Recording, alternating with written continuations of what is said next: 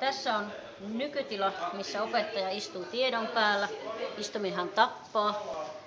Idea kuitenkin on jostain paremmasta.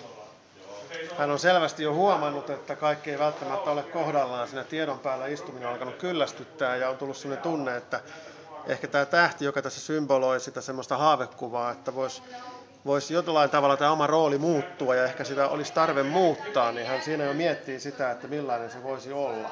Ja on valmiina toisaalta siihen muutokseen. Täällä sitten näkyy tavoitetila, 18-100-malli. Tukea löytyy aina, jos tarvitsee. Tieto on mukana laukussa mobiililaitteessa. Tiedon pisarat satavat kaikkien päälle.